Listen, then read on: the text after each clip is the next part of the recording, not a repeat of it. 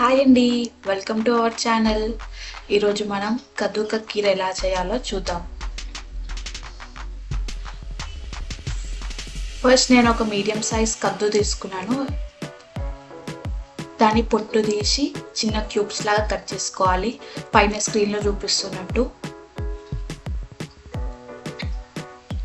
తర్వాత అందులో నేను కొంచెం వాటర్ వేసుకున్నాను.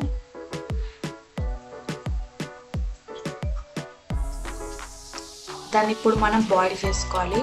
ఒక 20% అది ఉడికితే చాలు. అది ఉడికింది అనిపిస్తే మీరు అది కూల్ అయినాక దాన్ని మిక్సీ పట్టేసుకోవాలి.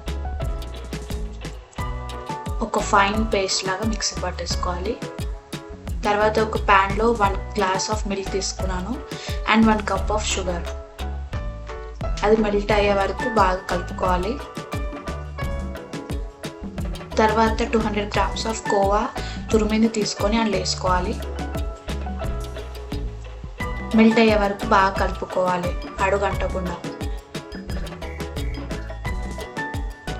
తర్వాత మనం మిక్సీ పట్టేసిన పేస్ట్ అందులో వేసేసి బాగా మిక్స్ చేస్తూ ఉండాలి. కొంచెం దాని స్మెల్ అంతా వెళ్ళిపోయేదాకా బాగా ఫ్రై చేస్తూ ఉండాలి.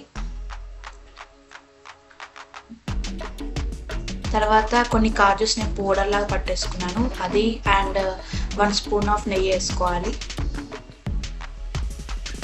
బాగా కలుపుకోవాలి. సేమ్ టైం మీరు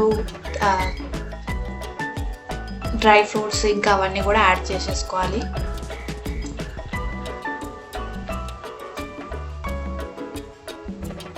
అంతే, మన కద్దు కా కీర్ చాలా సింపుల్గా రెడీ అయిపోయింది. ఇది మీరు కొంచెంసేపు ఫ్రిడ్జ్లో పెట్టేసి సర్వ్ చేసుకుంటే చాలా బాగుంటుంది. కంపల్సరీ ట్రై చేయండి, మీ ఫ్యామిలీలో అందరికీ నచ్చుతుంది. Okay, bye bye.